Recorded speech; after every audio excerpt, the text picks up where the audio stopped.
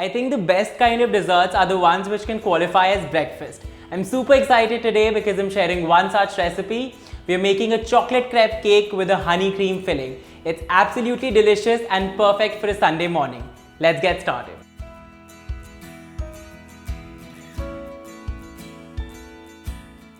Our focus today is on better for you ingredients. The first step to make the crepes is to add the dry mix into the bowl and give it a good mix. Today I'm using a mix of both all-purpose flour, which is maida, and whole wheat flour, which is atta. If you want, you could make these crepes completely with maida or with 1 cup of whole wheat flour. Next up is cocoa powder. I'm using the unsweetened variety. I'm also adding in a pinch of baking powder and a pinch of sea salt.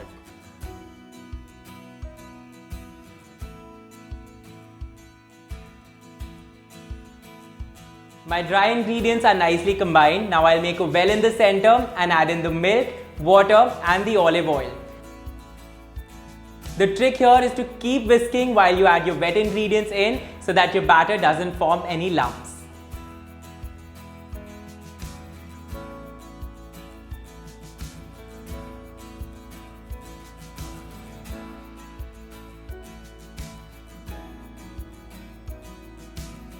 Alright, so my batter is ready, but before I can start making the crepes, I need to rest this for about 15 to 20 minutes.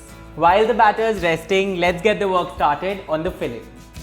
For the filling, I need 1 cup of whipped cream. Now into the whipped cream, I'm adding 2 tablespoons of Apis honey. So I'm not adding any refined sugar into my filling. I prefer using Apis honey because it's a great substitute for processed sugar and adds a nice sweetness to my filling. It's a great immunity booster, rich in antioxidants and helps fight free radicals.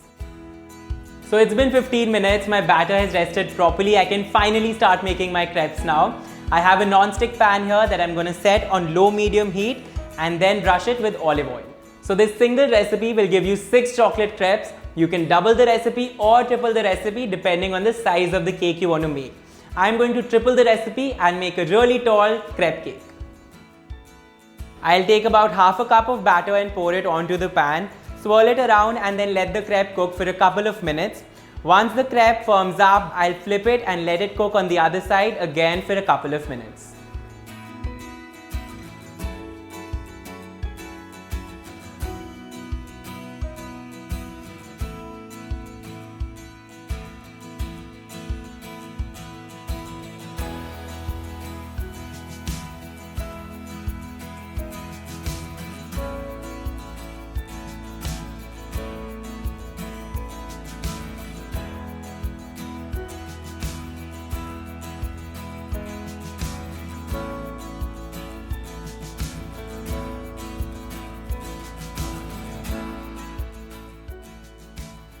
To give my crepe cake an even look, I'll trim the edges and make sure all the crepes are exactly the same size.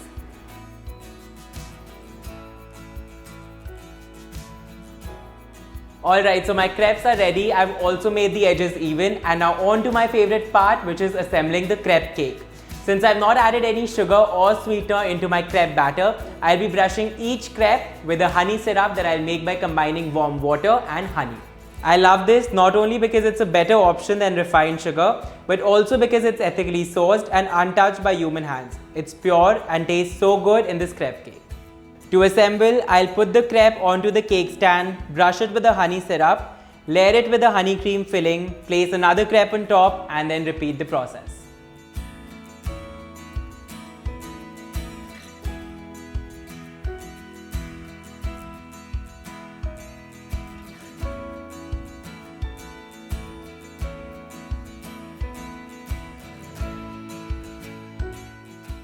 I still remember whenever as a child I used to have a sore throat, my mom would give me honey and ginger and that would instantly make me feel better. So that memory has stayed on with me till today and keeps reminding me of the medicinal benefits of honey. I am decorating my crepe cake with fresh berries, but you could use any fruit of your own choice.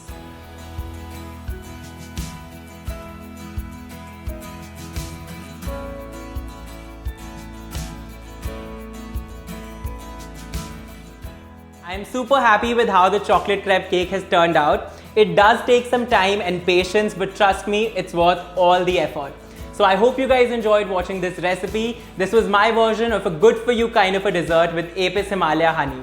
You guys too should share your ideas and recipes with me using the hashtag #WhenIThinkHealthy. I'll see you guys another time with another recipe. Until then, happy baking and take care.